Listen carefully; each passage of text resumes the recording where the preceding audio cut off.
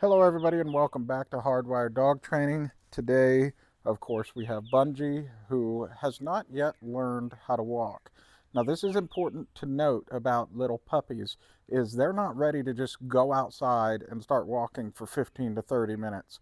So what do you do then? Well, for the last month, they've been on leash inside the house. That gets them used to the leash and used to a couple boundaries.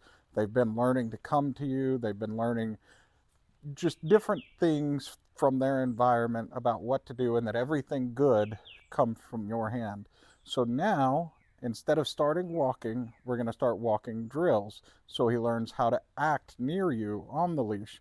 And this is where you're going to really have to focus and be patient, because it's not natural to them to be sitting beside you as he is now. For them, they walk faster than you. They learn to walk one in front of the other. They don't typically walk side by side, but it's important that he learns to walk right next to you, because if you teach him he's allowed to walk in front, then you're teaching him he's allowed to lead you, which causes pulling later on. So we're going to stop that right now. And I recommend when you walk, you do this on the flat collar. Do not ever pull on the leash too hard on a flat collar, especially not with young puppies. If you have an older dog, you're going to want to use a slip lead for this. I don't like harnesses because harnesses are designed to pull. It is my philosophy just to know there's no such thing as a no pull harness. So, that said, grab a flat collar, martingale, slip lead, whatever it is you need to use. For puppies, don't use slip leads or anything that's going to put a lot of pressure on their neck. Flat collars can put pressure on the neck if you allow the pulling to go on, but we're not going to allow that to happen, and I'm going to show you how to do that. So with that all said, how are we going to do this? As you can see, it's a rainy day. That means there's plenty of smells and sounds and touches and stuff that he doesn't necessarily want to deal with, so he's going to be distracted, which makes it perfect to show you what's going on. So all that I'm going to do is I'm going to use a treat to lure him into this position. Now, this position is important to start out in before you ever walk. You can't just start walking and expect your dog to stay next to you. You have to lure him into this position first. So what I'm going to do is break him from this position by saying free, and he can do whatever he wants. If he wants to stay there, that's fine with me.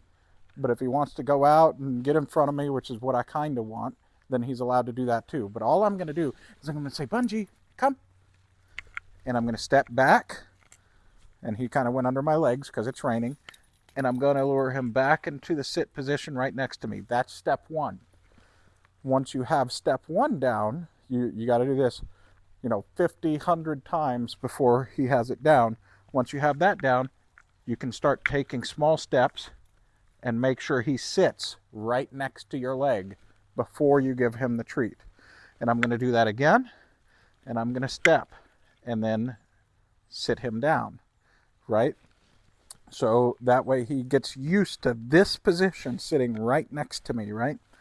And then instead of walking forward this time, the next step would be to add a turn in and make sure he sits. Now, when he does that, do not say the word sit. That's imperative, because you want that sit to be automatic. And then the next step after you have that down is to lure him in the circle right next to you, just like that, and make sure he sits again and give him a treat. Once you have all of those things down, you can start, and this is where he's going to be a little more difficult. So you're going to put a treat right in front of their nose, and you're going to walk several steps and sit. Now, once you have all that down, one thing that you should do once we get him reset, this is typically for older dogs, but I want to start it on my puppy. You should probably start it on your puppy as well, is letting him know that only my left leg means move. So I'm going to step this out and step it back. I'm going to give him a treat for not moving. And I have the treat in his face the whole time. Eventually we'll get it to where he doesn't need it, right? And then I'm going to move my right leg. When I move my right leg, he moves, right? I misspoke. It's move your left leg and make sure he moves. When you move your right leg, he doesn't move, like this. and get him used to staying there.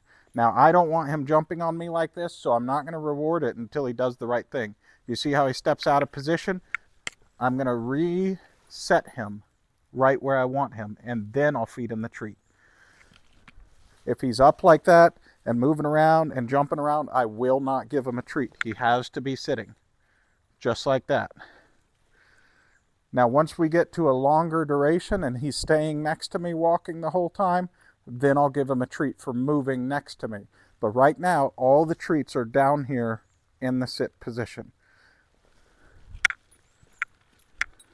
And you want to make sure you're moving both directions when you do your turns. You want to do right turns, left turns, figure eights, all of that sort of stuff. But again, it's in steps. So let's go over the steps again. The first step, lure him into the sit position next to you. Get him used to loving that position. The second step is being able to move forward one step at a time.